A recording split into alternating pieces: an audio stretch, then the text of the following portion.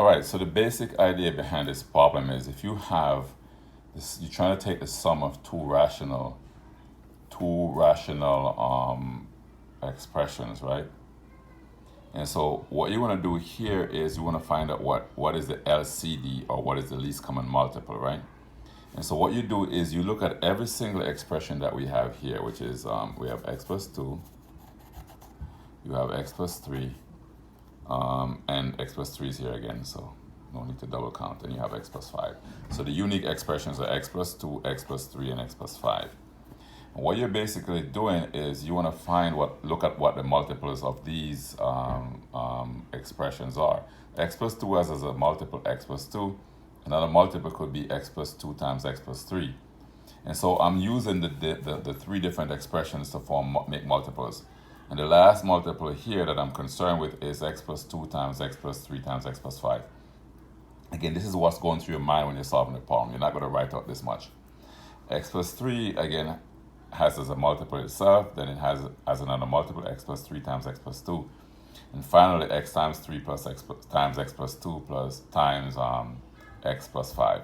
And finally, x plus 5, 2 has as a multiple itself, then x plus 5 times x plus 2. You can also have x plus 5 times x plus 3. We're leaving some of the stuff out. It would be too long if we include everything. So finally here we have x plus 5 times x plus 2 plus x times x plus 3. So then the LCD just happens to be the product of the three distinct expressions, all right?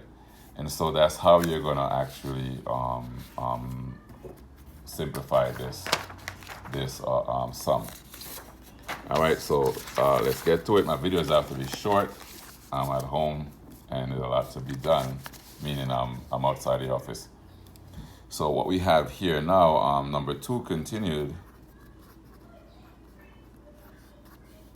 is that we want to look at 1 over x plus 2 there times x plus 3.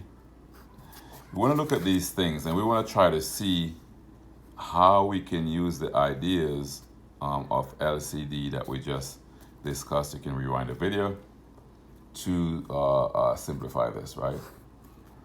So what I'm going to do is we're going to ask ourselves the multiple that we have, the common multiple, right? So the common multiple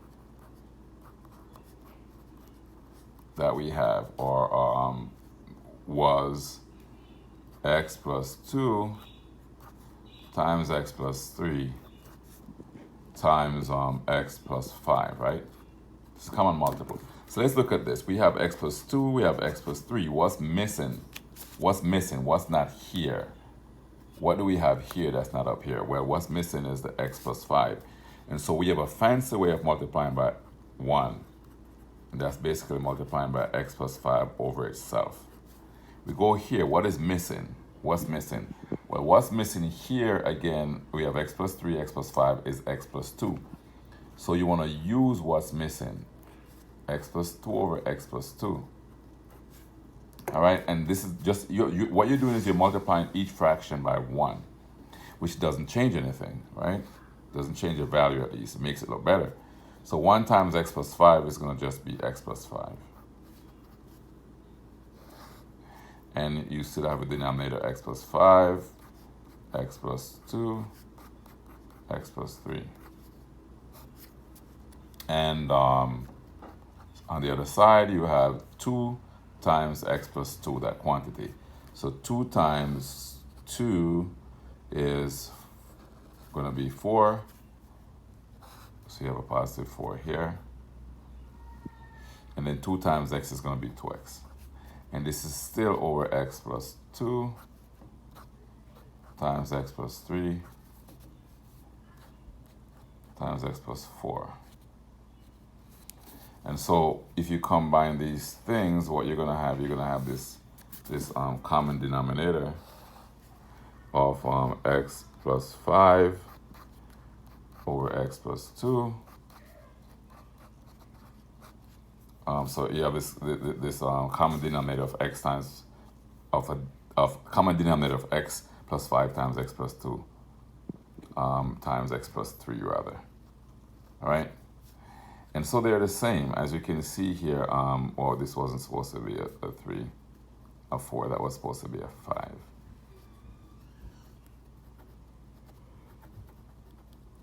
All right, I do not have the time to run over the video and correct it. So just when you come up on that, look at the notes and see self-correct if possible.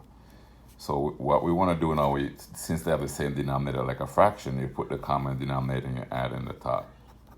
X plus 5 plus 2x plus 4. And that's going to be 2x plus x is going to be 3x. And 5 plus 4 is going to be 9. So you got 3x plus 9 over x plus 5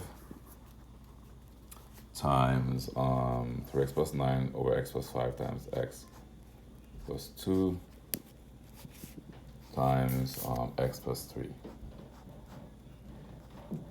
Notice I keep on bouncing around the factors, right? Because in a product, the order, at least multiplying real numbers, the order of the factors do not matter, right? When you're multiplying real numbers.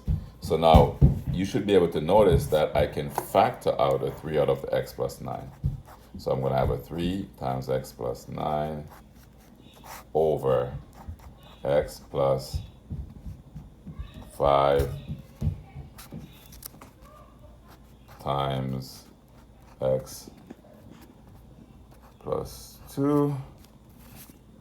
All right, so I'm trying to balance this camera here.